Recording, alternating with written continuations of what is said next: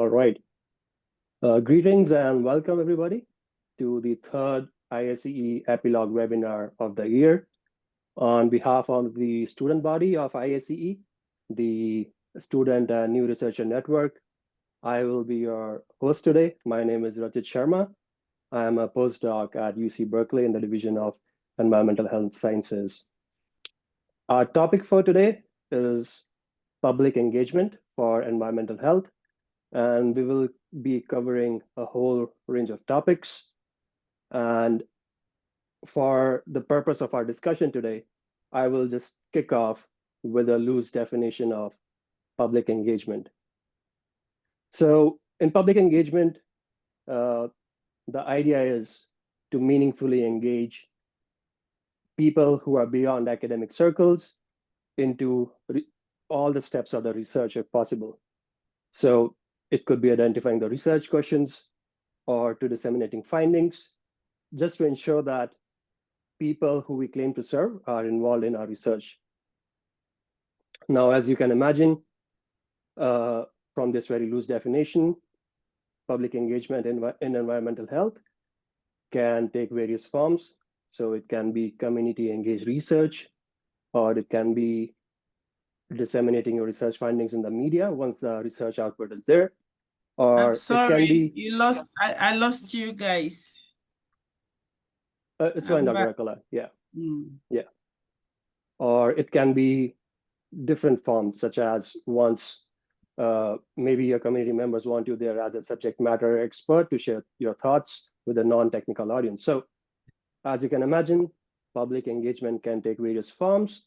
And so at the SNRN, we thought it could be a good idea to invite today's three experts who have a wide range of expertise, and they have different experience in terms of public engagement in different cultural and social settings.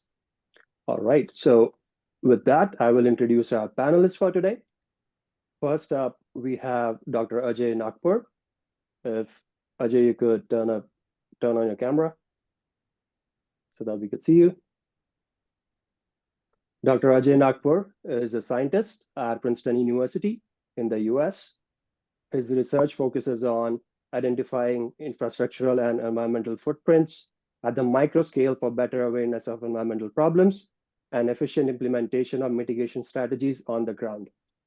Before joining Princeton, Dr. Nagpur was the program director of air quality initiatives at the World Resources Institute, India. Next up, we have Dr. Nicholas Osborne. Dr. Osborne is an associate professor at the School of Public Health at the University of Queensland in Australia. He is an environmental epidemiologist and a toxicologist, and has worked on a range of projects examining the health effects of exposure to metals, pollen, mold, chemicals, pesticides, and cyanotoxins. And finally, we have Dr. Rosemary Anderson-Acola, who is a lecturer at the University of Environment and Sustainable Development in Ghana. Dr. Acola holds a PhD in endogenous development and is an expert in gender, environment, and public health. She is a former Oxfam GB Health Advocacy Manager and leads gender and climate resilience initiatives at national and international levels.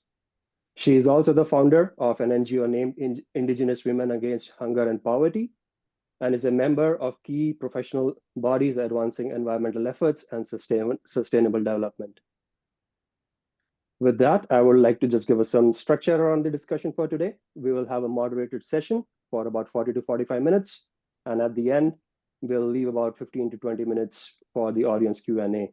So feel free to use the chat to drop in your questions, or at the very end, maybe you can turn up your mic and ask your questions.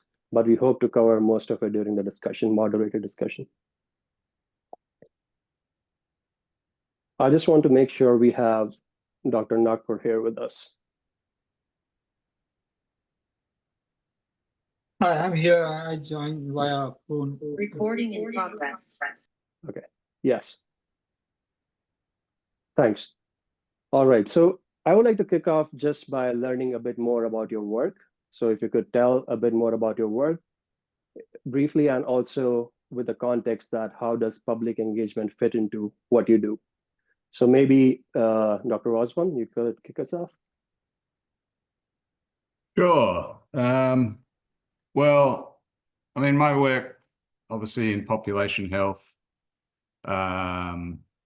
it requires a lot of resources to be able to do this. So quite often, more often than not, it is publicly funded. So taxpayers of Australia, other countries around the world contribute. Also, large international organizations and funders also contribute to the studies. So consequently, it's not really my work at the end of the day. It's funded by others. And of course, others, we're doing it for other people. So usually the process starts off with, we have communications with groups that are affected by, say, a particular disease or a particular exposure. And we assess with them what the problem is. So it's really like a long journey of seeing a problem to actually instigating something to do something about it. Whereas I'm just a small cog on that journey through that process. So consequently, we do our research, but we also want our research to be useful and utilized. So it may feed into health policy. It may feed into more information and health literacy.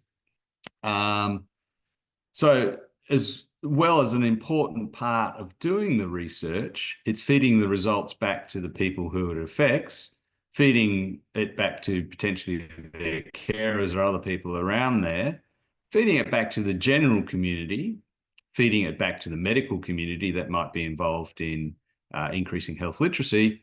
And then if there's some sort of legal or legislative process that you might want to become part of, then you want to design your research, and probably even more so your research message, that it's easily incorporated into policies that may be used and maybe even legislated in government to allow that initial problem, the initial issue that you started off with, to be, well, maybe not resolved, but potentially the harm done reduced in the populations that you're interested in.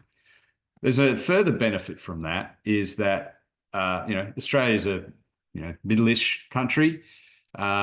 We may learn something here that's very important in a lot of other countries, not only high-income countries, parts of Australia in the tropics. So some of the learnings that we come across may be very important for other countries as well.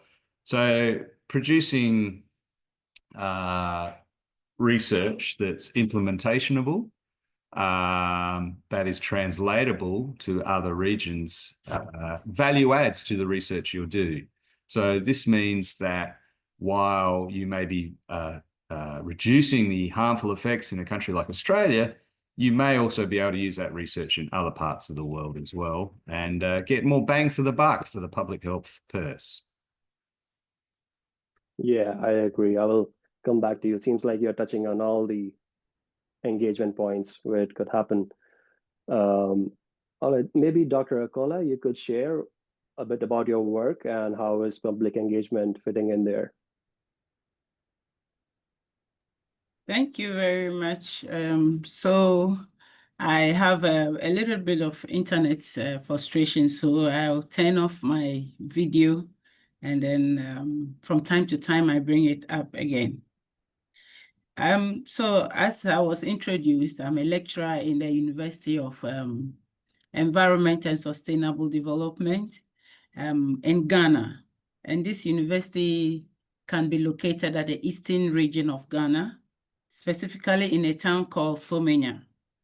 And so what I do in that university as my work is teaching the students, mentoring the students, and conducting research.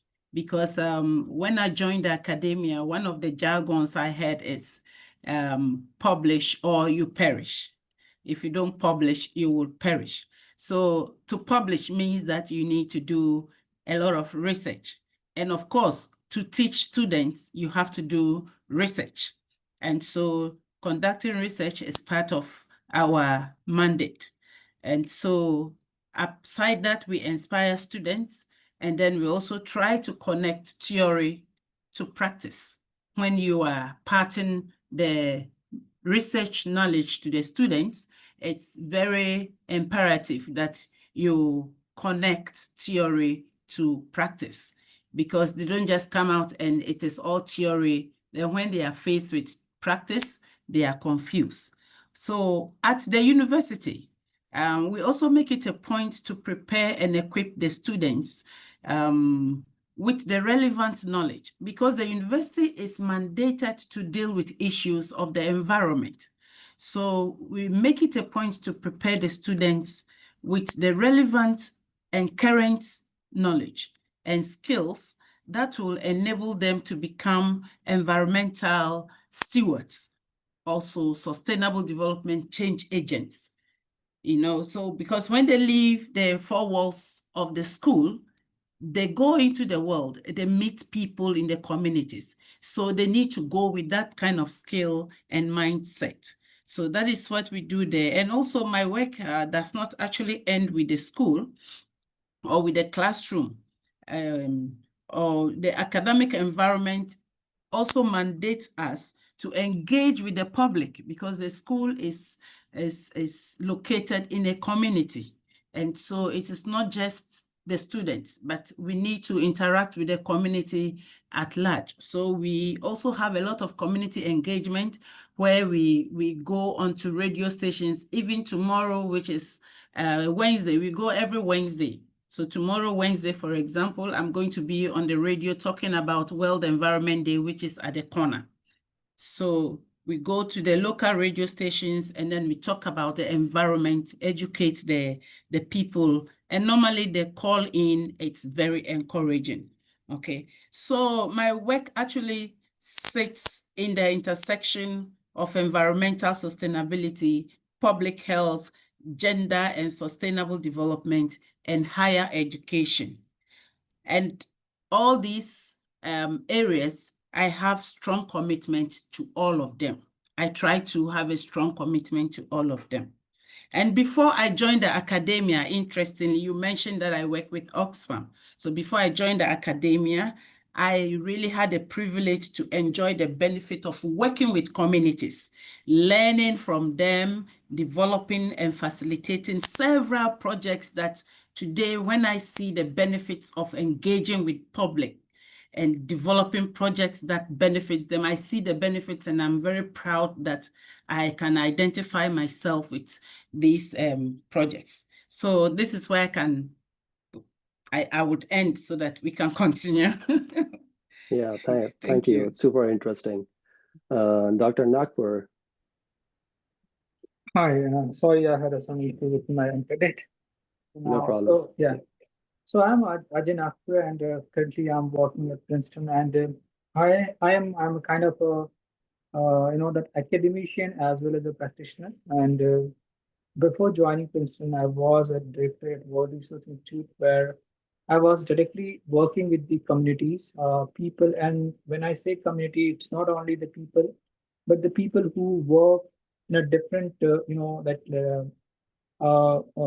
dimension of the policy impact and the the activity level. So that's how my work is, and I'm kind of as I have I'm a kind of a co-researcher. That by training I'm a researcher, but I try, and now what I'm doing, I'm trying to translate all these big jargons and big, that like which is the language which is not like it's not like a user friendly for the layman people or the people who are on the ground. They can be a policymaker, they can be a the politician or the bureaucrats. So I'm trying to just develop a bridge in between the academia, research, and the community. That's what I do. And in this sense, like I strongly feel that somehow we are lacking, that in many ways, like it's, and one of the important things which I feel is the language. So most of my work is focuses in India, where I try to communicate these, that like big jargons in their first the the language, when I say that there are two types of language. One language is like, that when we are talking about the health, for example, a particular disease or a pollutant or any kind of factors which are affecting to the people. So, but people do not understand those big jargons. So, one language is to translating those big words into the people's language. That's the first thing. For example, when I say PM 2.5 emission, so instead of the PM 2.5 emission from the waste burning, I would say like how much waste being burned, or it's not like collected by the people. That's one thing.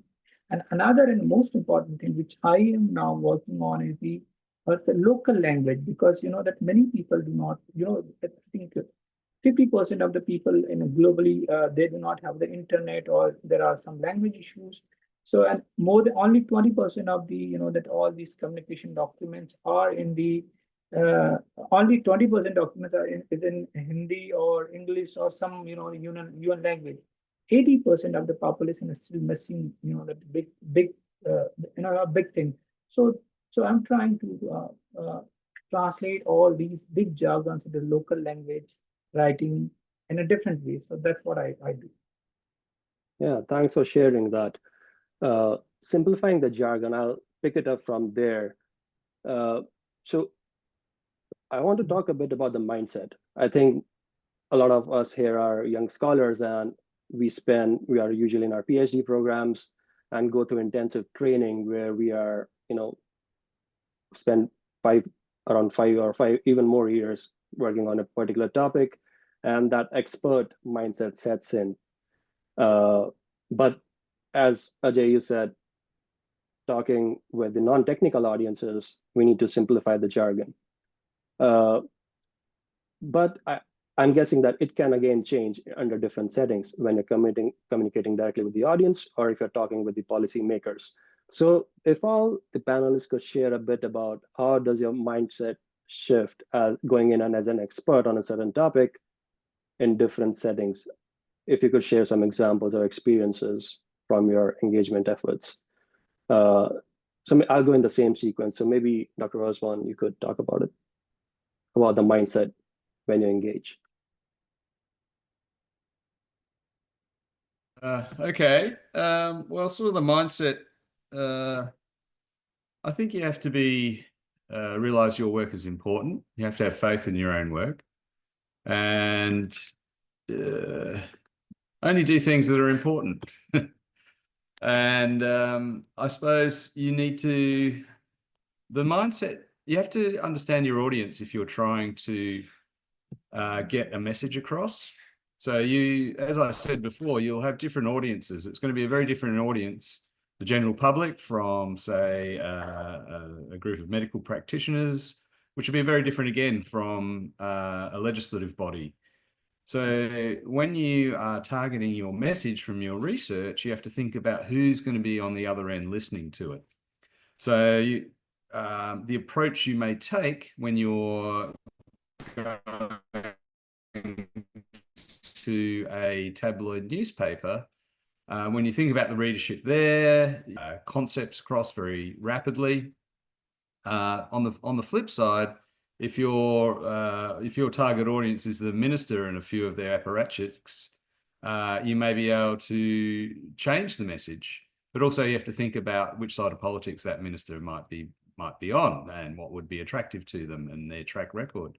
So you've got to know a little bit about the world around you and how it works. Obviously, different countries have different legislative systems, and different power systems, and how you move new health ideas into the government of different countries. So you have to have a little bit of an understanding of how your own country works. You need to know where it is at the time that you're getting that message across. But more importantly, it's having the message out there. So I sort of really have to impress this on my PhD students and postdocs. It's very hard to get a message out there, and there's ways of doing it. So obviously social media is a big one. Radio is fantastic. There's the print media, there's TV, there's conferences. So you've got to think about a strategy to get your message out there the best. And a multi-pronged approach is usually the best way. So what usually happens is you have a story that you're wanting to tell, and you're thinking about a number of people who want to realize that story. If the minister's the endpoint, minister in government's the endpoint, if they see it in the newspaper on page 2, they're going to be much more excited and be able to relate to that. They realize that is out there. This is something that people are discussing around the water cooler. So really, that multi-pronged approach is very important. And that means you have to actually learn how to do this. You need to learn how to give a TV interview. You need to think about when you're writing a press release going to, say, print media. More often than not, they will cut and paste from your press release and stick it straight into the article. They're not going to sit there and rewrite it. So you need to give them things that they want. You can see the background I've got behind me here today. This was designed by our media people to be TV friendly. So it's at a particular resolution that I can interviews, that it's advertising the university. It's a nice picture. It's not distracting. You know, I haven't got my kids or my dog jumping in and around behind me, and they can use that as a live feed. So it's this continual thing of thinking about how can I get this message across, doing it in a professional way. Now, you won't all know this to start with, but by participating with media over a period of time, you will then be able to learn these skills. And it's a whole different skill set you need to learn. Yes, thank you, Dr. Osman. Dr. Akola, your thoughts on mindset when engaging with public? Sure.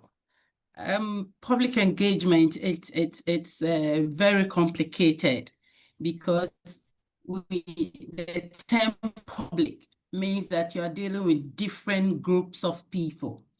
And so it's very important that you have a particular mindset targeting a particular population. And so when you asked this question, I started smiling because when I used to work with the community, I had a suitcase full of clothes that is meant for my community engagement work. So I don't go in the community to speak to the community people or to have a community deba.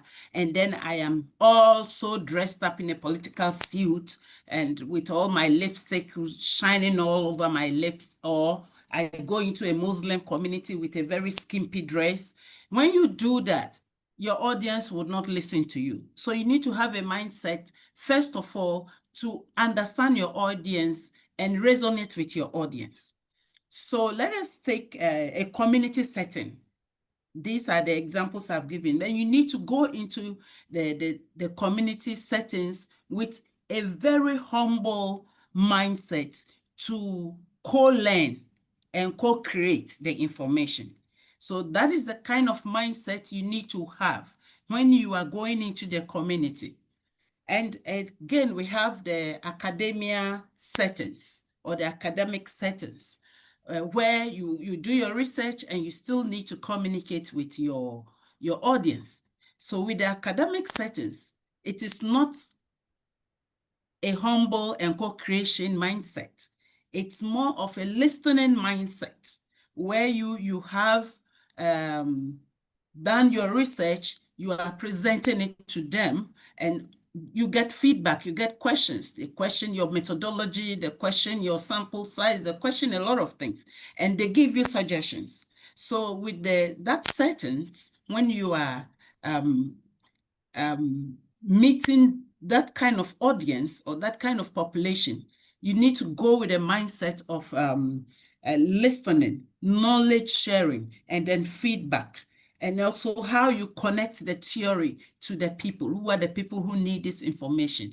Because with that kind of settings has to do with conferences and also within the institution, we normally have workshops and presentation of research work.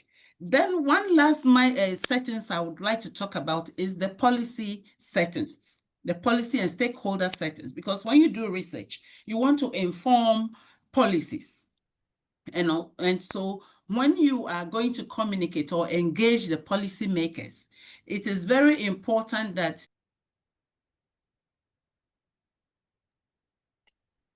You went on mute, Dr. Akola. can you hear me now? Yes. It's very important that you have an advocacy mindset when you are approaching the policymakers and the stakeholders, because there should be a tweak of advocacy and lobbying skills to be able to push in your findings into the policy making process. So these are the key settings I can identify and tell academians or people who are into research that when you are packaging or demystifying your scientific findings, you need to do that. And engagement is not just going back with your research. The public engagement process starts from the research processes. When you have to start the research, you need to allow the community where you are studying to be part of the project. They participate, they are participants. They are not just subjects, but they have to participate. Then they own the whole process. Thank you, Dr. Akola. That's super useful. Dr. Nagpur, your thoughts on mindset. I completely agree with like what Professor Osborne and Dr. Akola said, like, that like audience and like we need to understand the locality. Another thing which because I think I spent majority of my research time and with the people, and what I feel that like one important thing, like as a researcher or a scientist, that we all need to remember that like we don't know.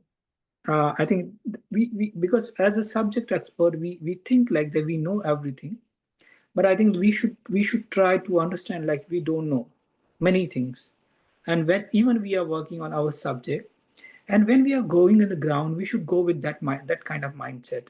It's very important because when we are engaging with the people, there would be some that positive or negative feedback. So that they should feel like we understand them.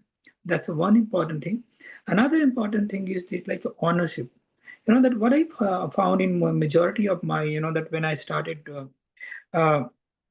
doing this kind of work on the ground. So what I feel that majority of the time, like we go with like our problem. For example, I work in air pollution or climate change. So whenever I'm going there, I first start talking about my problem, like air pollution, climate change. And like these days we do have like that kind of a mindset, like there are some subject, if you start talking about this kind of subject, people suddenly say, oh yeah, we agree with this kind of subject. That is the thing. So we need to understand whether it is their priority or the not.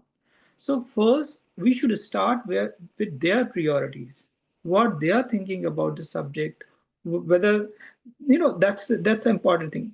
Another important thing is voice. When you are engaging with the people, you will find that there are some people who speak more, so we'll listen to them. There are many people who don't speak. So I think we need to develop a kind of environment where they should feel comfortable to talk about their priorities and their problem. I can tell you one example. Like I was developing a Surat Clean Action Plan, and we were working with the waste management. So for the waste management, there are many people involved in it, ranging from the city commissioner to the waste handlers on the ground.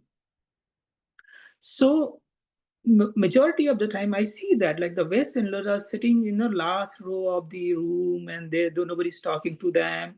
So what I said, like I invited one of the waste handlers on the podium, and I gave her a chair. And then after that, the discussion become different. And instead of going to the leader like an engineer or some other people, I started talking to with them and their priority, how they are, what their feeling is about. So, for example, waste management. So we would the program was about the air pollution, but then we started talking about their problems. So they said that we are having these problem, equipment, and so many blah blah, so many things. But So I think after some kind of discussion, we were in the mid, in a bridge where we can correlate their problem with our problem and also communicate these things to the policymakers. So that's the important thing. So whenever we are going out, we should not think our problem is the biggest problem. This should be in the back, the backside of that the vehicle. First we should listen to them, we should try to understand their priorities, then after that try to develop some kind of communication strategy where we can link our priorities with their priorities. So with that kind of approach, we'll have a more efficient results on the ground. That's what I feel. And thank you, Dr. Nakpur. I totally agree with you. Involving all the voices is very, very important. I want to switch the gears a little, and I want to talk about the different platforms or mediums so as to engage with the non-technical audiences of your work. I'll begin in the reverse order this time. Maybe Dr. Nagpur, you could continue with the sort of the platforms that you typically engage in, and what strengths do you see, or what are the limitations of different platforms? It could be mainstream media, social media, things like that. Like what is your preference? So I use I think multiple way of the communication, and each of the the communication mode has a different strategies. So for example, I do write an editorial for the big newspapers, so where it would be very sophisticated language, like, so that's an entirely different thing. But I do write for the Hindi newspaper, a local newspaper, where I think like there, because I come from the bottom of the society, so I know that how people think, how people take those that information. So I try to write in that way. Another thing is like that I understand like an audience in a different platform. Like a LinkedIn, we have a professional. In Facebook, we have a common layman and family members, so many other things. So I try to develop use different approaches, different communication measures, or even that when I'm using the picture in a my communication way or infographic, I use different approaches in both the that platform. Different platform, I use different thing. Another thing is that like because there's sometimes when you are talking with I like in India, for example, 50. I think we have a lot of internet user, but still I think 50% of Indian population do not have the internet. So another thing which we try to do, whenever we were in the field, so we use this pamphlet thing, that poster, small poster for the LPG cooking awareness program for the women. It's very simple. When it's going with the cylinder. So when they are purchasing the cylinder, it's very small, a very simple thing, like, and it was related to their, how it is affecting their health, like what could be the possibility, or do you recognize any kind of coughing, cold, all these kind of things, like it very small and thing. So and that led to the significant number of awareness, that among the people. So I think we should not generalize like this communication strategy to do one platform or one kind of mode or one kind of infographic, or that's the thing. And electronic media is also have a limitation. That when we are talking about the communication, we often ignore majority of the people who do not understand English, who do not have internet access, and that is the most important thing. And who are the people suffering more? So we need to think in that way.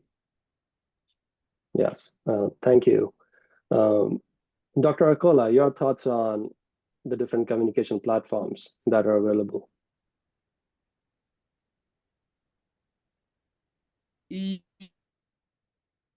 Yes. Please, can you hear me? Yes. Thank you. So for me, I would say that every audience, just like the previous feedback on mindset, it's also very important that whatever communication channel you use should resonate with the population you are communicating to.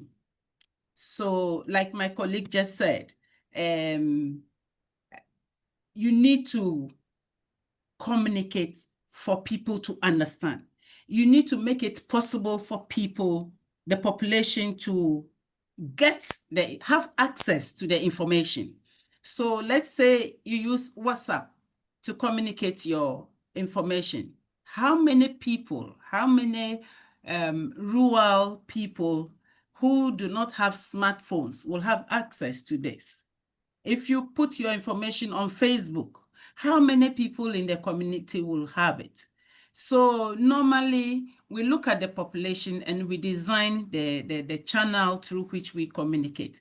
So in the community setting, for example, local radio stations, like I said earlier on, that tomorrow we are going to be in the radio station talking about World Environment Day. So you use the local radio stations, and then you also have illustrations.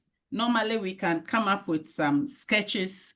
You demystify the scientific outcome, the scientific message, which is so difficult for us to understand. Even some people in the academia doesn't have it difficult to understand some of these scientific findings. So we need to demystify the message and then have targeted information for a particular population. That is very important. So we use the radio stations most of the times, and we can have storytelling, we can have drama on radio. So let's say if in my community, I want to communicate issues of environmental health. If it is maybe this Wednesday, we are talking about water pollution or water purification. Then the community people know that every Wednesday evening at 8 o'clock, where the mothers have come back from the market, from the farm, and have finished preparing meals for the family, they know that 8 o'clock on Wednesday, there is a radio drama that has to speak with environmental health that is directly related to us. So we need to make time to listen. So they will listen.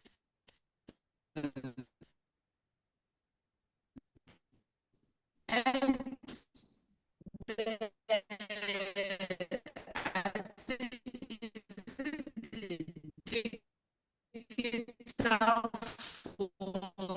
everybody have it.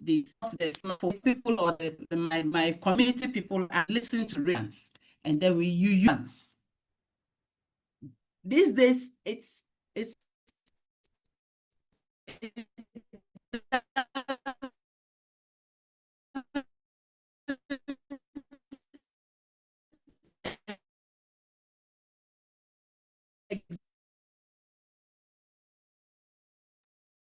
Dr. Akola, we lost you for a bit. Really? Okay. I was talking about information vans. Yes. Can you hear me? Yes. I said that is also another channel we could use to communicate to a larger population. Where you use the information van, you don't package it with so many information, you just have one message. If it has to do with use of agrochemicals, you have one message and talk about it, so it syncs well with the people. That is also one channel we can use. So there are so many channels, but of course you need to target your audience and use the channel that is workable. Thank you. Thank you. Dr. Osborne, which communication platforms do you predominantly lean on?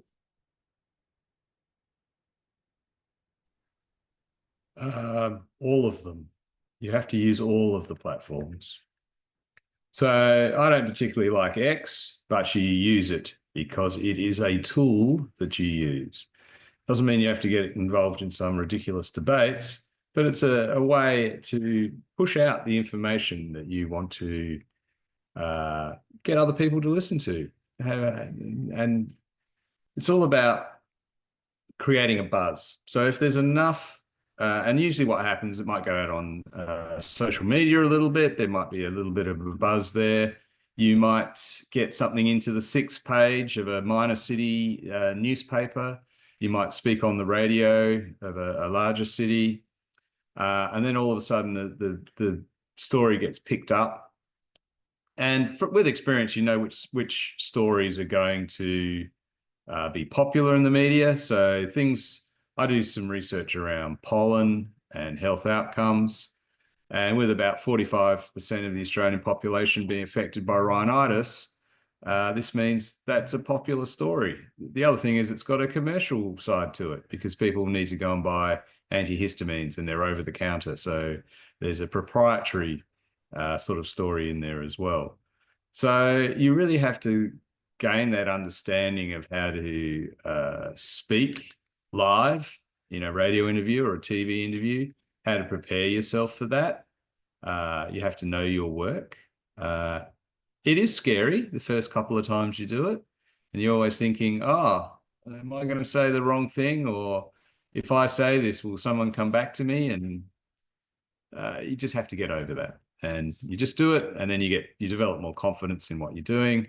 You develop certain mannerisms that you use in these interviews. And at the end of the day, the journalist is just doing a job. They are not particularly interested in what you do.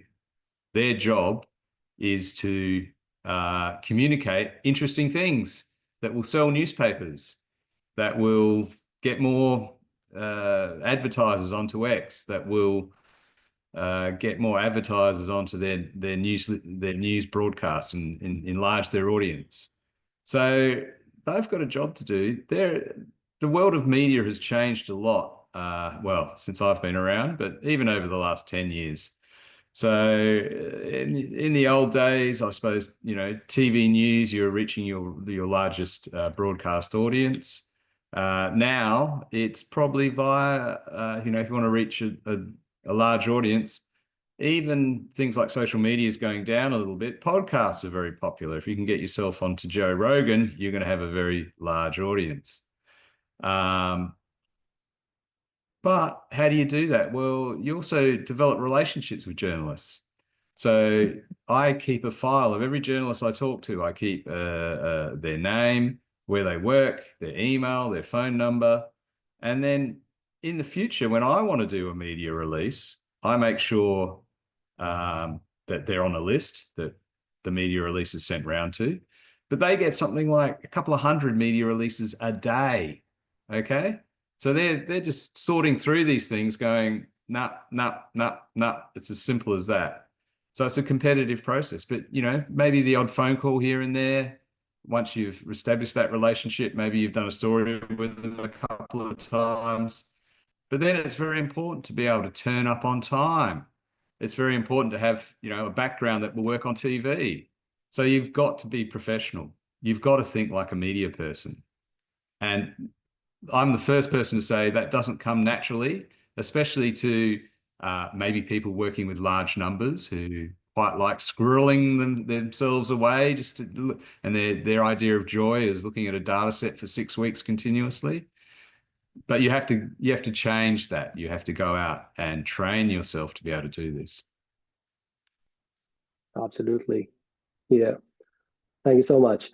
So I want to leave some time for the audience Q&A. So if somebody has a burning question, can just turn on their camera or just their audio and speak up, or put your question in the chat and I can relay that.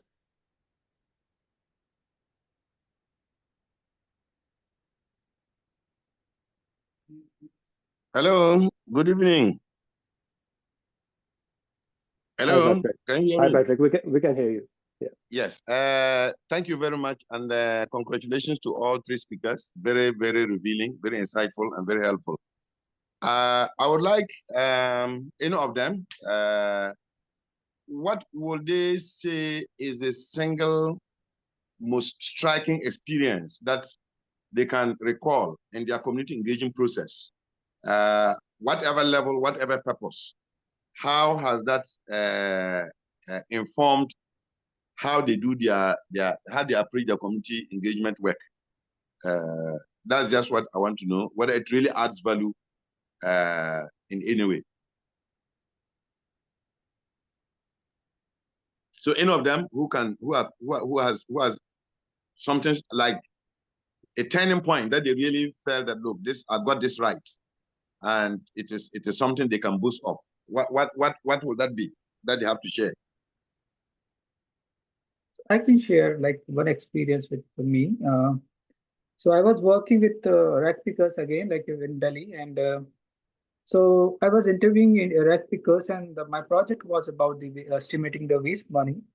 But before my subject, I started talking about their project, their problems, and then they started talking about their problems, like that when you have a they develop a trust, like when they feel that you belongs to them, so they open up.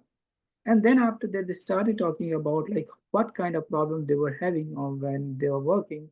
Like many say they were having a the glasses, when they are handling the waste in Indian cities. So there are some issues, the glasses, dog bites, and police problems. That sometimes people are throwing, any dangerous thing in the waste. So and they had to handle all these things. Then we got to know about these things because these things were not that nobody's talking about these things. So then we got to know about these things, then we communicated these to the corporation people, and then after that they provided the gloves to and all the other safety equipment to the rag pickers. So I feel this kind of that some communication sometimes helps the people who are working on the ground. Good. I think that's very, very helpful. I will you. also want to share. So I will also want to share one. I have several outcomes of my public engagement that I'm so proud of, but I want to share one of which is linked to my PhD research, where the work was directly linked to indigenous foods.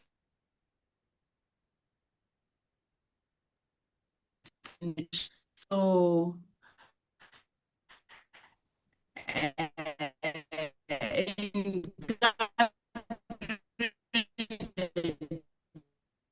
Dr. Arcola, we are losing you. and doing the If you could turn off your camera.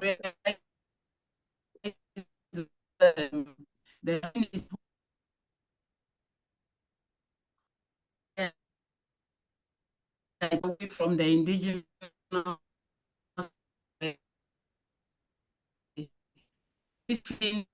the children with the health with well actually. Dr. Arcola, we are losing your connection. If you could try with your camera off.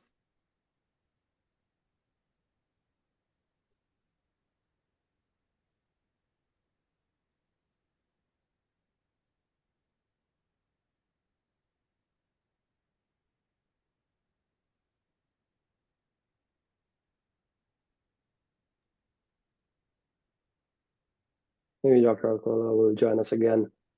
Dr. Osborne, you had anything to say to that? I think some of the work I do is in low to middle income countries, so actually getting on the ground. Okay. Over to you. Okay, do I go on? Yes, yeah. I'll just wrap it up. Okay, so I went back to the communities and got the women engaged, where I put together indigenous women against hunger and poverty. I mean, how to utilize some of the resources that were underutilized, the indigenous foods that were underutilized, and also the foods that were getting extinct. And I taught them some form of I allowed them to go through practicing it for 1 year. Then I went back for evaluation. I was in tears when these old ladies and old men came up to tell me clearly that this simple basic training engagement that I had with them has had huge impact in their lives, where they have gone back to consume the local foods. They've gone back and they hardly go to the hospital. Some of them, their health insurance cards are not necessary anymore. So I was so impressed that just simple engagement with the same information you pick from the community, you go back and then have a strategic engagement with them, you impact a change. You let them realize that they are really losing their indigenous style. So now almost every home has a vegetable plant, like a moringa plant and a bitter leaf plant at their backyard, where the bathroom water waste goes to feed their plants. So they get vegetables almost all the time. And it's something that I'm so proud of. Yeah. Thank you, So Dr. engaging Farah. the community is very important with what Absolutely. they have. Yeah. Thank you. Dr. Osborne, you could finish your thought. I did some work in Sri Lanka, and it was very important to, it's not a country I knew very much about. And once I got to there, it meant I had to reframe some of the research questions because it allowed me to have a greater understanding of what was happening on the ground there. So even something as simple as, well, I was doing some research on kidney disease. Only when I got there and been to a pharmacy did I understand how easy it is to get non-steroidal anti-inflammatories in large numbers. And of course, this totally reshaped the way I approached the research, because this is a factor that, while in Australia it might be reasonably hard to get large amounts of it. So until I had visited there, those questions don't come up. So I think understanding as we've been saying all along, understanding the group that may have the environmental health issue is very important. And so, but also interacting with other members, other of the Sri Lankan scientific community meant I could progress in my knowledge much quicker and probably much more accurately. Super interesting. Thank you. We got a question in the chat, but I think that more relates to your line of research. But what I would like to ask is, before we conclude, is for us early careers researchers, students and postdocs, and the early career scientists, what advice do you have for us who want to engage with public? Because we feel like at what level we consider ourselves expert, or do we need to be like really be post PhD and have 10 years of experience, or what is a good point for us to start? What is your guidance on that? Dr. Nagpur. Is this for me? Sorry. Yeah, all the three panelists could answer that. So yeah, I think that when you are doing your research, and when you are planning for your future research after PhD and postdoc, first you need to understand like what kind of stream you are going to work on. So if you are doing academic research, so then stick with that, like whatever the traditional practices which we are having. But if you think somehow your work is related to the local community, or it's related to community engagement, so I think we have to change our mindset. And that I observe in myself, because when I joined World Resource Institute as a director, so that time I was having a completely academician mindset. But when I had a meeting with my CEO, then I had discussed so many things, and I got to realize that sometimes as an academician, we have our own cocoon. Because the academic environment is entirely different with what practitioner thinking. And many times we think like, because I was having a mindset like my papers, my research, all these things. But when you are going on the ground, so you will see that, oh, it's not translating into the real action. But that's not true. That the problem is the communication. So now, as for our future researchers or academician, I would say now we have to develop creative strategies to how to bridge our research, which is very important for the society, with the real use. And that can only be done by the effective communication, understanding the local priorities, and bridging that academia with them. So that's what I feel. And then last thing which I would like to tell, because this currently I'm seeing that a lot of PhD students are either looking for an academic job, But I would say, like, that academic job is limited. And so I think we have to develop our, CV in a way so that we can be fit in all like industry, development sector, or academia. So this is how we have to start working, and that can only be done by the better communication. So I would suggest all the early career researchers who write research paper, but also write op-eds, the newspapers and other things. That might be lead. I think that can lead to the other jobs also, like a development sector job. So that's it from my side. Yeah. Thank you. Dr. Osman, Okay. Dr. Akola, or anybody. Yeah. Okay, so in addition to that, I just want to highlight issues of challenges.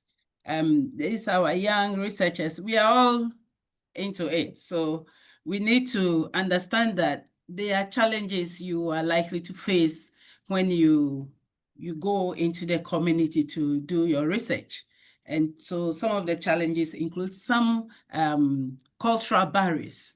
You need to know that not all size fits all, because some communities have different cultures from other communities. So you need to appreciate the community culture and respect the culture in the community before they can open up to you and give you real information. If not, they'll give you a lot of junk information.